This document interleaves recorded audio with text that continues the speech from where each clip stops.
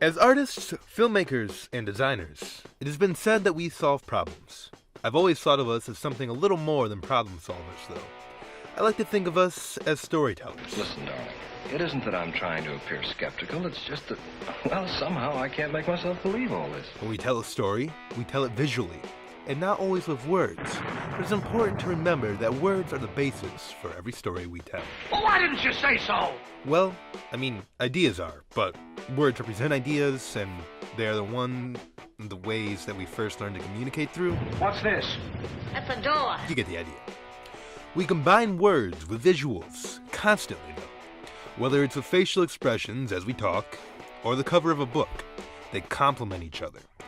And just like books, films too have a cover, and that cover should also reflect the story, perhaps giving some insight as to what will come. Insight that you might not fully understand until much later on in the story. No kisses.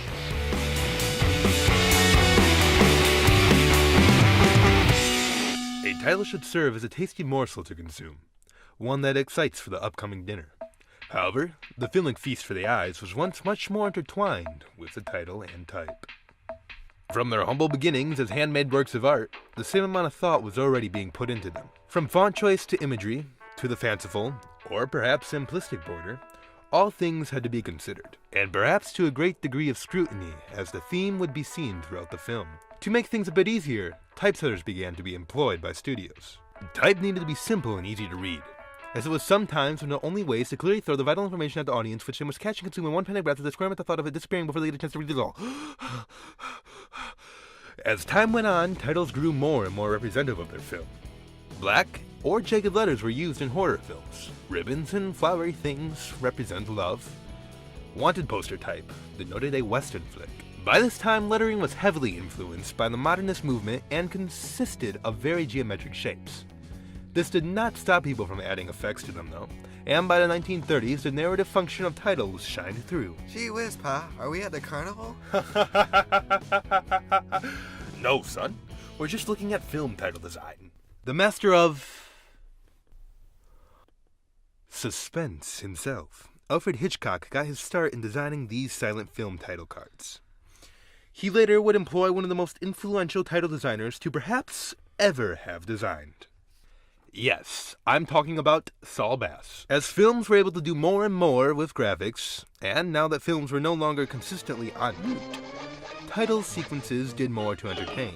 They began being timed to visuals and music. They created their own world before the movies. They created the title sequence. Saul Bass said, "For an average audience, these credits tell them that there's only 3 minutes left to eat popcorn. I aim to set up the audience for what's coming. Make them expectant." Sean Connery? In The Man with the Golden Arm, he used a jagged arm to represent a drug addict, while the jagged lines represent the needles he used to fuel his addiction. While the jaggedness also translates to the disjointed feel of his life. Gee whiz, Pa, are those supposed to be heroin needles? Well, you see, Jimmy, sometimes people do terrible. Throughout the 60s, film titles became iconic in and of themselves, and served a dual purpose. They would double as the film's logo. Now representing the film in type was more important than ever. 2001: A Space Odyssey combines music and visuals with a simple text to create one of the most iconic opening titles ever. One that is also synonymous with that film.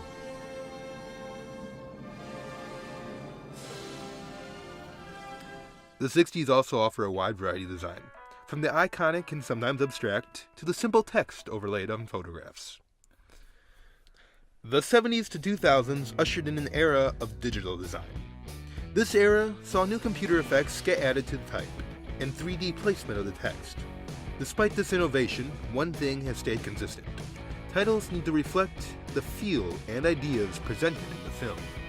Whoa! Hold on there, Poppy. Why was that just a bat symbol and bats? Well, you see, son, things changed when one man thought that the story should begin as a title. And including the credits in that title sequence only distracted the audience. And thus, something unlike anyone had ever seen before was created. And something special was born.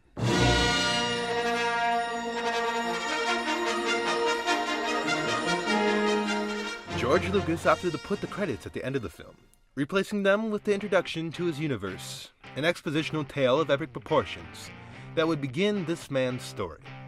This decision caused George Lucas to be fined by the Directors Guild, which he would shortly leave because of their decision, believing his story was more important and should be told first before the credits. And as it would turn out, the success of Star Wars would seal the end credits as a hallmark of modern-day cinema.